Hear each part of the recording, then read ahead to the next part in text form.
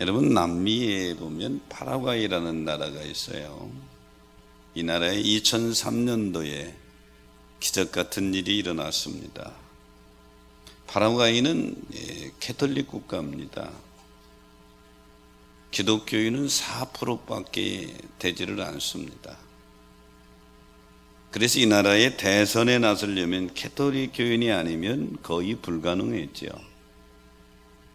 근데 2003년도에 니카노르라고 하는 기독교인이 대통령에 당선된 것입니다. 그 당시 언론은 기적이 일어났다고 그랬습니다. 4%밖에 안 되는 기독교인, 대부분이 다 캐톨릭 교인이었는데 기독교인인 니카노르가 대통령에 당선된 것이죠. 그의 부인이 마리아인데 마리아는 자동적으로 영부인의 삶을 시작하게 되죠. 하루는 믿음이 돈독한 영부인 마리아가 말씀을 묵상하던 중에 모르드게가 에스더에게 한 말이 네마로 마음에 확 감동이 왔습니다. 에스더서 4장 14절에 보면 내가 왕후의 자리에 앉는 것이 이 때를 위함이 아니니 누가 알겠느냐 이렇게 말씀하고 있죠. 이 말씀이 이 마리아라고 하는 영부인의 마음에 확 와닿은 겁니다. 그래, 4%밖에 안 되는 기독교인을 가지고 있는 이 파라과이에서 우리 남편이 대통령에 당선된 것은 무언가 뜻이 있다. 하나님이 우리를 통해서 하나님의 뜻을 이루려고 하는 계획이 있다. 그래서 마리아 여사는 기도하는 중에 그런 결심을 했습니다. 내 남편 임기 중에 파라과이의 영적 부흥을 위해서 나 자신을 바치겠다. 기도합니다. 하나님, 내 남편에게 부어준 하나님의 마음을 잃어버리지 않게 해주시고 권력과 명예에 집착하지 않게 하여 주옵소서. 남편이 임기 중에 이 마리아 여사는 기독교 정신으로 소외 계층을 위한 빈민 프로그램을 만들어서 어려운 이웃들을 섬깁니다. 기독교가 낙후된 나라들을 방문하면서 복음을 전파하고요. 특별히 한국의 새벽기도 문화에 큰 감동을 받고 자국의 일을 적극적으로 전파를 하게 되죠. 그 결과 2003년 대통령궁에 들어갈 때에 4%밖에 안 됐던 기독교인이 지금은 배로 성장해서 8%가 넘을 정도로 성장했다고 하는 사실입니다. 한 여인의 결심이 한 나라의 영적 부흥의 역사를 가져오게 된 것이죠. 오늘 본문은 우리가 잘 아는 바울 사도의 결심하는 내용입니다. 골로새께 편지하면서 바울은 자기의 결심을 드러내 보여주고 있습니다. 저는 오늘 본문의 말씀을 가지고 바울의 결심하는 제목을 잡았는데요. 바울의 결심의 첫 번째는 그리스도의 남은 고난을 교회를 위해서 내 육체에 채우겠다 이렇게 결심합니다. 본문 24절에 보니까 그리스도의 남은 고난을 그의 몸된 교회를 위해서 내 육체에 채우겠다 이렇게 결심하죠. 여기 바울 사도는 복음을 전하다가 당하는 고난을 그리스도의 남은 고난이라 이렇게 정의했습니다. 이 그리스도의 남은 고난이라고 하는 말은 그리스도께서 당하신 고난이 부족해서 더 보충해야 된다 이런 의미를 가지고 있는데요. 바울이 이런 표현을 쓴 것은 그리스도의 고난이 인류를 구원하기에 부족하다 이런 뜻은 절대로 아닙니다. 그런데 왜 이런 표현을 썼느냐? 바울 사도는 구원의 복음을 전파하기 위해서 교회를 성장시키기 위해서 당하는 고난은 바울 자신은 물론이요 모든 그리스도인들에게 남겨진 것이다 하는 의미에서 이런 표현을 쓴 것입니다. 주님이 마지막 하신 말씀이 땅끝까지 복음을 증거하라는 것입니다. 이 주님의 마지막 말씀이고 명령입니다. 또 교회의 사명이기도 하고요. 그런데 복음 전파는 그냥 되어지는 것이 아니에요. 생소한 곳에 복음이 전파되기 위해서는 반드시 따라오는 것이 고난이고 핍박입니다. 근데 바울은 복음 전파를 호다해도 당하는 고난과 핍박은 예수님께서 고난 받으신 것이라 이렇게 생각을 했습니다. 그래서 복음 전파의 과정 속에 받는 고난을 예수의 흔적이라 이렇게 바울은 표현했습니다. 그래서 골로새서 1장 24절에 보면 그리스도의 남은 고난을 그의 몸된 교회를 위해서 내 육체에 채우겠다. 이 바울의 이 고백을 현대말로 더 쉽게 해석한다면 교회를 위해서 내가 십자가를 지겠다, 이런 결심입니다. 사랑하는 성도 여러분, 교회를 위해서 누군가가 십자가를 져야 한다면 오늘 이 바울의 결심이 저와 여러분의 결심이 되시기를 축복합니다. 교회를 위해서 내가 십자가를 지겠다. 갈라디아서 6장에 보면 그 당시 갈라디아 교인들에게 문제는 율법주의자들이었습니다. 율법주의자들의 핵심은 예수를 믿어도 할례를 받아야 구원받는다, 이런 주장입니다. 갈라디아 6장 12절에 보면 그래서 억지로 너희에게 할례를 받게 한다. 그런데 6장 14절에 보면 바울은 그러나 나는 예수의 십자가 외에는 결코 자랑할 것이 없다, 이렇게 고백하죠. 그러면서 바울은 자기 몸에 예수의 흔적을 지녔다고 그랬습니다.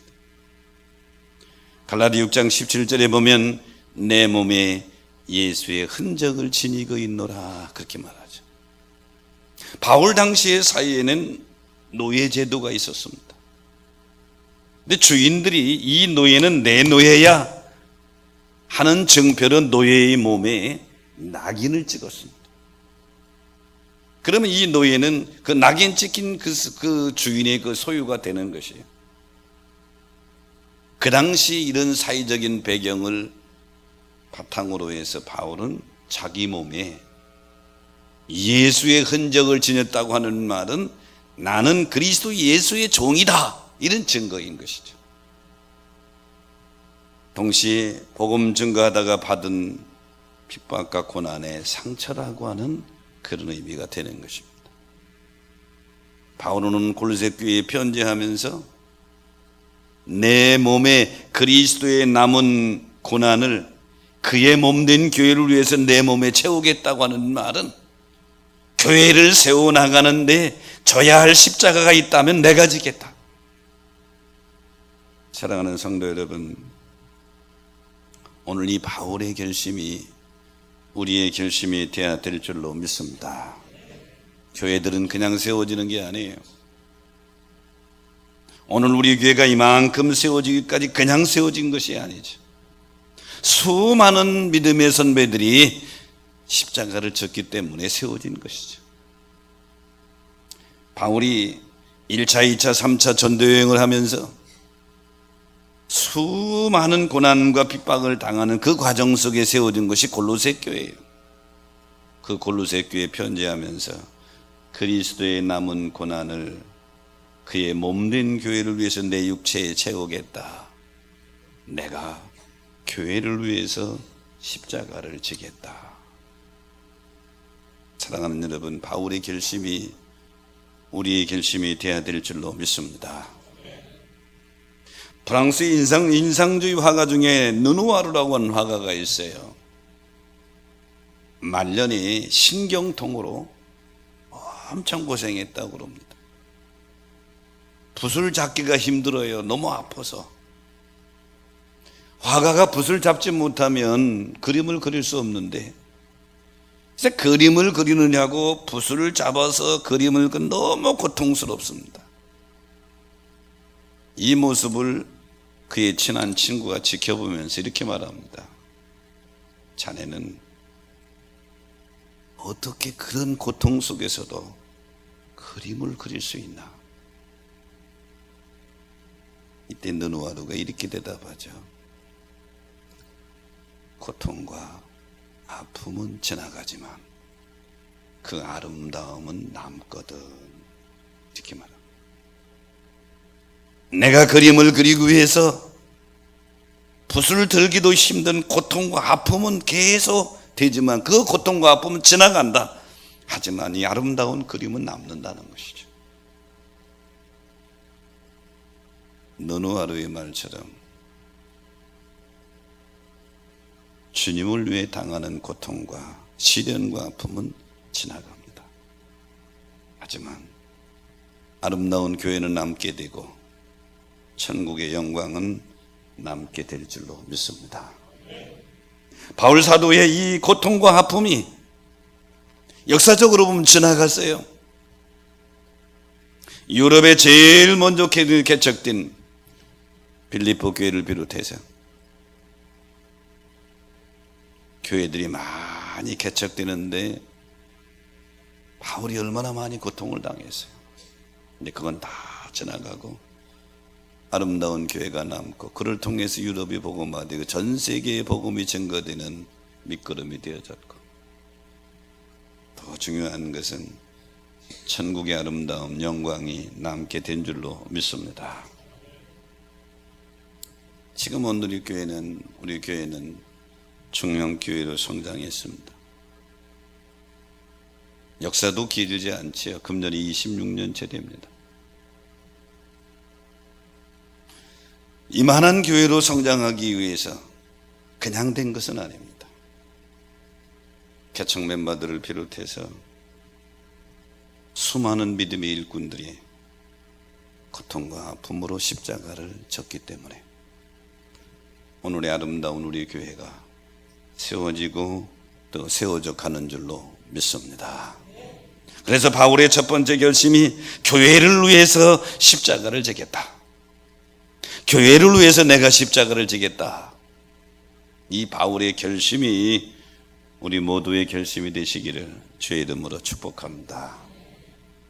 바울의 결심의 두 번째는 각 사람을 그리스도 안에서 완전한 자로 세우겠다, 이렇게 결심합니다. 본문 28절에 보니까 각 사람을 그리스도 안에서 완전한 자로 세우려 하매니, 이렇게 말씀하고 있죠. 여기 완전한 자라고 하는 텔레이온이라고 하는 말은 아무것도 결여되지 않은 상태를 가리킵니다.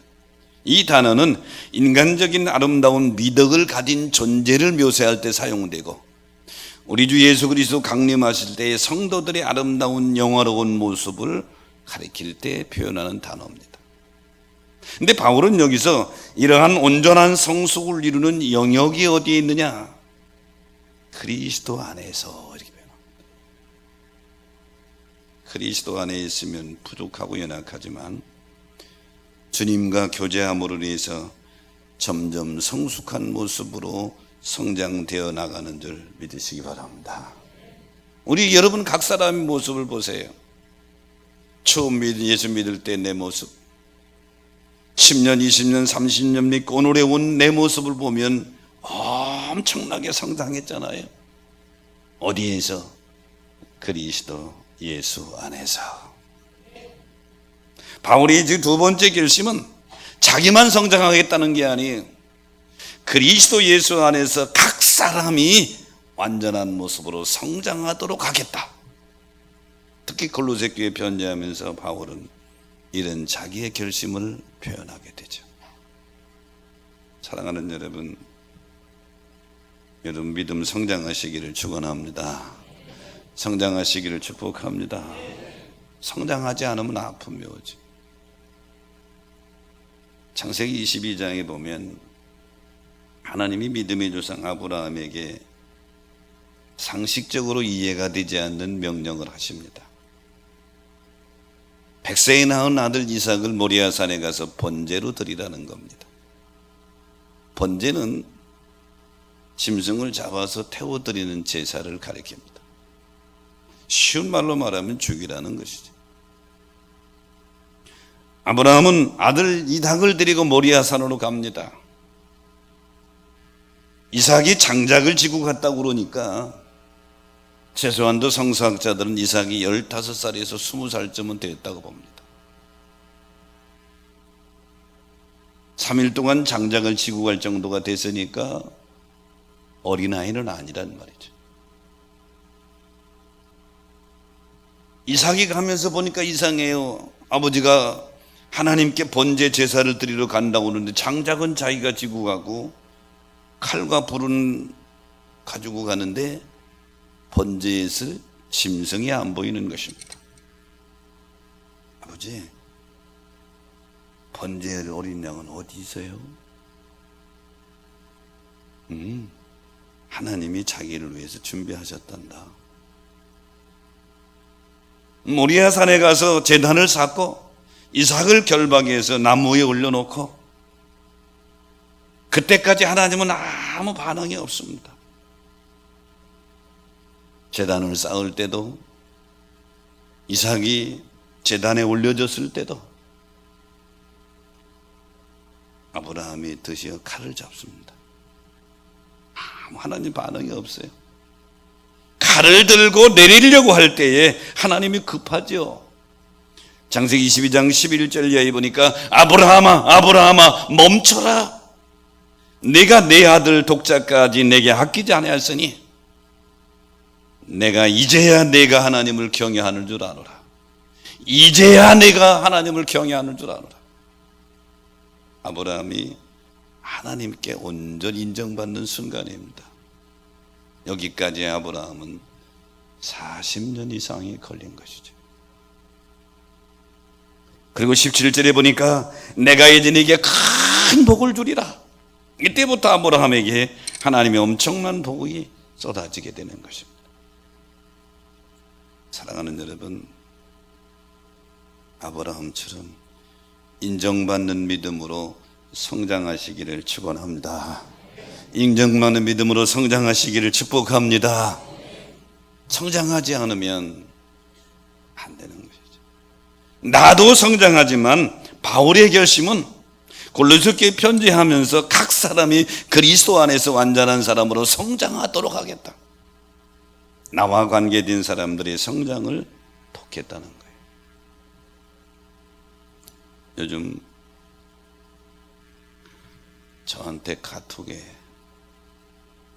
기쁜 소식을 전하고 사진을 전하는 장로님이 몇 분이 있어요.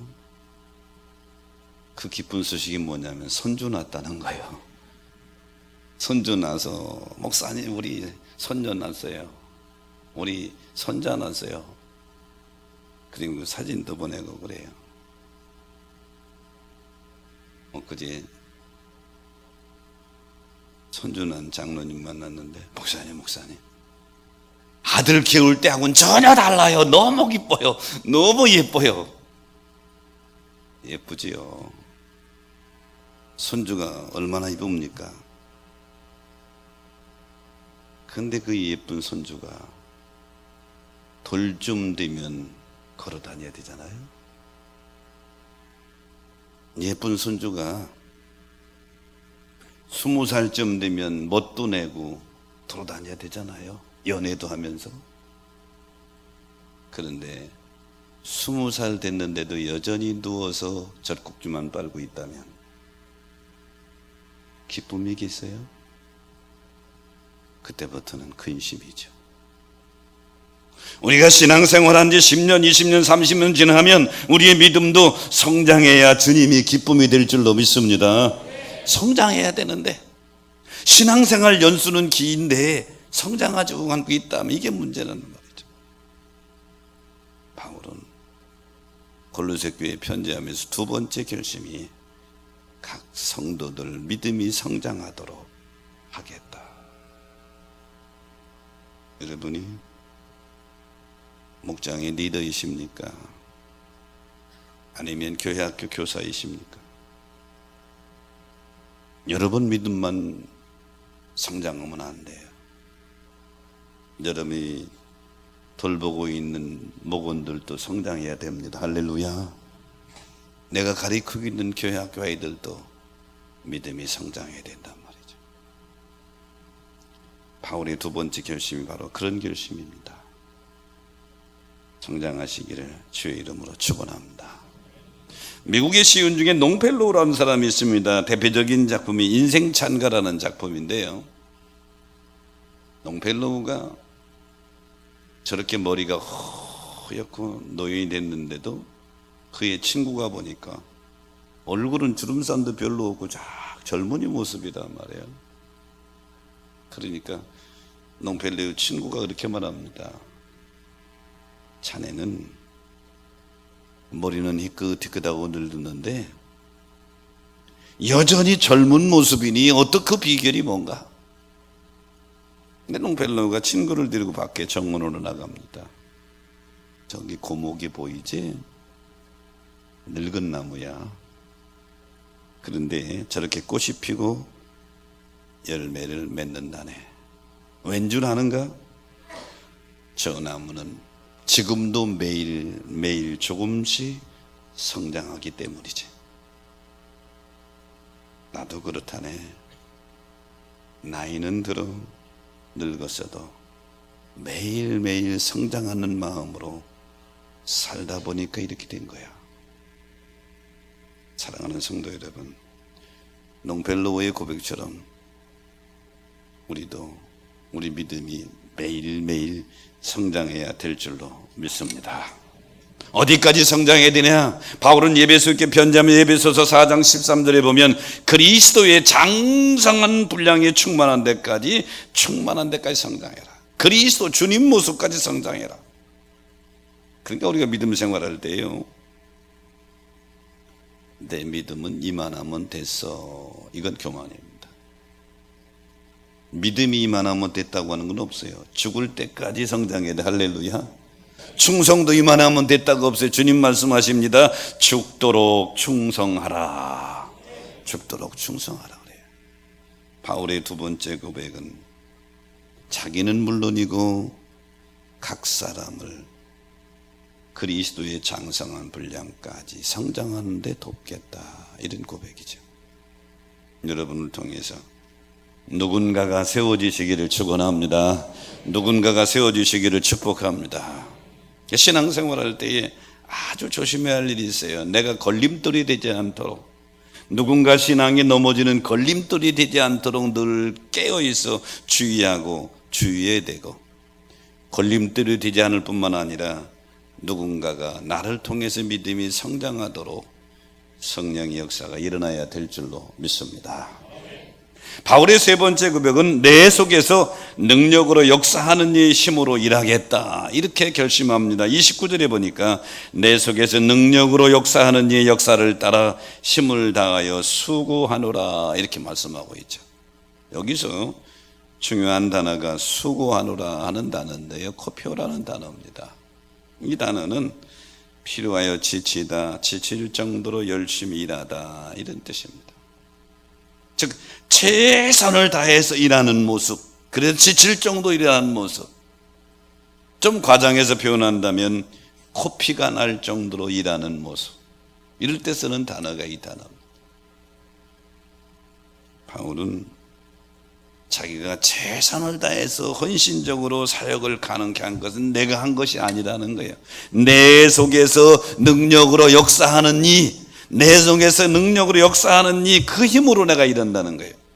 그럼 바울 속에서 능력으로 역사하는 이는 누구십니까? 바울 사도 안에 내주하고 계시는 성령님인 줄로 믿습니다. 바울은, 이 말씀은 좀 더 쉽게 말씀드리면 자기 속에서 역사하시는 성령님이 주시는 힘으로 일한다, 그런 거죠. 여러분, 주의 일할 때에 성령님이 주시는 힘으로 일하지 않고 자기 열심으로 일하게 될 때 그것이 올무가 되기가 쉬워요. 시험 당하기 쉽고요, 다른 사람도 시험 들게 할 수 있습니다. 내 힘으로 일하지 말고 내 주에 계시는 성령님이 주시는 지혜로, 성령님이 주시는 달란트로, 성령님이 주시는 능력으로 일하시기를 축복합니다. 그러려면 기도가 필요한 것이죠. 성령에 사로잡히려면 기도가 필요한 겁니다. 사도행전 4장에 보면 베드로와 요한이 산헤드린 공회원들에게 잡혀서 신문을 받습니다. 이유는 이거예요. 3장에 보면 제9시 기도 시간에 기도하러 성전에 올라가다가 성전 비문에 앉아있는 걷지 못하는 장애인을 고쳐준 겁니다. 이 장애인은 나이가 한 40쯤 됐는데 나면서부터 걷지를 못했어요. 살긴 살아야 되니까 성전에 기도하러 올라가는 사람들한테 구걸하는 거예요. 베드로와 요한이 그 기도하러 올라가는데 좀 한 푼 주세요, 한 푼 주세요 하는데 베드로와 요한이 그러지요. 금과 은은 내게 없지만 내게 있는 건 너게 주느니 곧 나사렛 예수 이름으로 일어나 걸어라. 이 한마디에 이 장애인이 일어나서 걷게 된 줄로 믿습니다. 그러니까 예루살렘 전체가 발칵 뒤집힌 거예요. 이 장애인은 너무 알거든요. 왜? 거기서 구걸한 지가 오래됐단 말이에요. 그런데 자네 그거 알아? 그 거지 장애인이 벌떡 일어났대. 뛰어다닌다는데, 성전에서 봤다는데 온 예루살렘이 뒤집힐 정도로 된 거예요. 그 기적 앞에. 어떻게 됐대? 베드로가 예수 이름을 일으켰대. 베드로와 요한이 결국은 산헤드린 공회에 잡혀오게 된 겁니다. 이 산헤드린 공회는 대단한 권력을 가지고 있는 사람들입니다. 이 사람들이 예수님을 죽였다 이 말이죠. 너희가 누구 이름으로 무엇으로 그렇게 기적을 행했느냐? 그러니까 베드로가 이렇게 대답하죠. 사도행전 4장 10절 이하에 보니까 너희가 십자가에 못 박고 하나님이 죽은 자 가운데 살리신 나사렛 예수 이름으로 그랬다. 다른 이로서는 구원 얻을 수 없나니 천하 사람 중에 구원을 얻을 만한 다른 이름을 준 적이 없다. 그렇게 산헤드린 공회원들이 할 말이 없어요. 그러니까 엄포를 줍니다. 18절에 보면 경고하여 도무지 예수의 이름으로 말하지도 말고 가르치지도 말라. 그런데 베드로와 요한이 19절에 보니까 하나님 앞에서 너희 말 듣는 것과 하나님 말씀 들은 거 어느 것이 옳은가 판단하라. 우리는 보고 들은 것을 말하지 않을 수 없노라. 이렇게 가죠.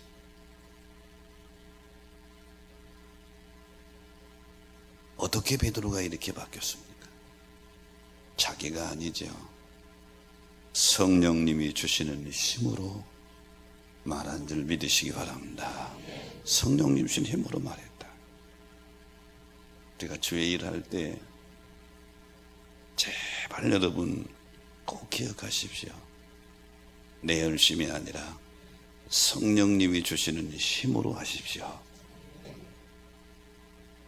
열정이 때로는 큰 사탄의 역사를 일으킬 수도 있습니다. 빨리 가는 건 문제가 아니라 방향성이 중요한 거예요. 무디 목사님하고 복음주의 운동을 했던 목사님이 토레 목사입니다.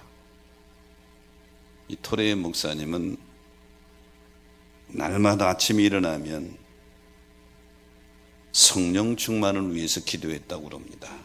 하나님, 성령 충만하게 도와주세요. 오늘도 성령 충만하게 하세요. 왜냐하면 성령으로 충만하지 않으면 나는 갖가지 유혹에 너무나 쉽게 흔들릴 수 있는 사람이기 때문입니다. 그러면서 토레 목사님은 하나님, 제가 성령으로 충만하지 않을 때는 말하지 않게 하소서. 성령으로 충만하지 않을 때 말하면 실언하게 되고 사람들에게 상처를 주기 쉬우니 말하지 않게 하여 주옵소서. 오직 성령님이 주시는 힘으로 사명을 감당케 하여 주옵소서.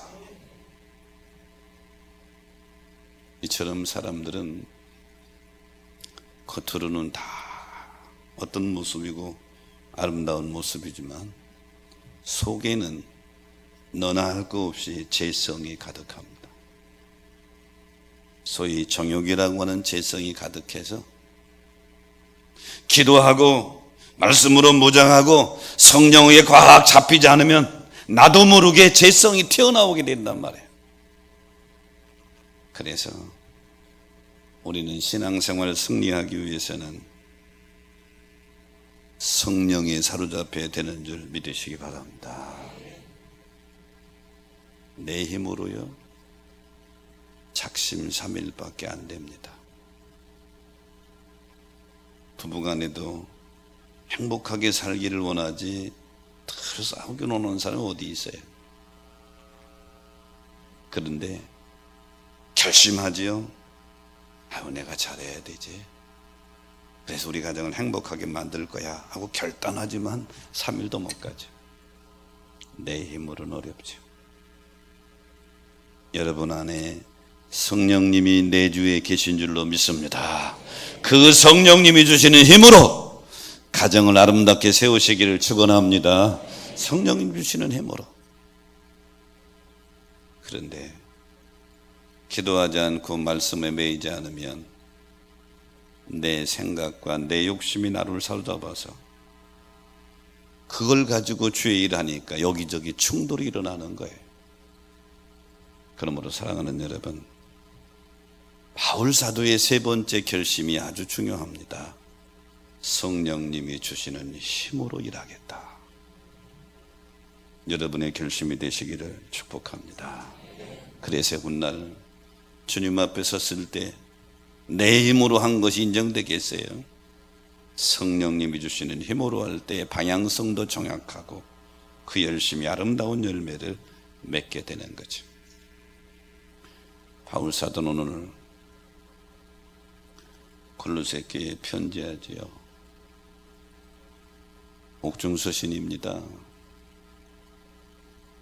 어려운 처지에 있는 바울이 고린도 골로새 교회를 생각하면서 그리스도의 남은 고난을 그의 몸된 교회를 위해서 내 육체에 채우겠다. 이 결심은 교회를 위해서 져야 할 십자가가 있다면 내가 지겠다. 여러분의 결심이 되시기를 축복합니다. 우리 찬양대 결심이 되시기를 축복해요. 교회를 위해서 져야 할 십자가가 있다면 내가 지겠다. 두 번째는 각 사람이 그리스도 안에서 완전한 자로 세우겠다. 각 사람을. 이 말은 나도 믿음이 성장하지만 나와 관계된 성도들의 믿음을 세우겠다. 세 번째는 내 소구에서 능력으로 역사하는 이 힘으로 일하겠다. 여러분, 성령님이 어디 계십니까? 여러분 안에 계십니다. 고린도전서 3장 16절에 너희가 하나님의 성령인 것과 하나님의 성령이 너희 안에 거하시는 것을 알지 못하느냐. 이 우리 안에 거하신다. 그럼 우리 안에서 잠자 주무시는 게 아니에요. 우리에게 계속 깨우쳐 힘을 주시는데 성령님이 주시는 힘으로 말하고 성령님이 주시는 힘으로 일해서 여러분을 통해서 하나님의 영광이 드러나게 되시고 하나님의 교회가 아름답게 세워지시기를 주의 이름으로 축복합니다. 자, 말씀을 생각하시면서 우리 찬양하면서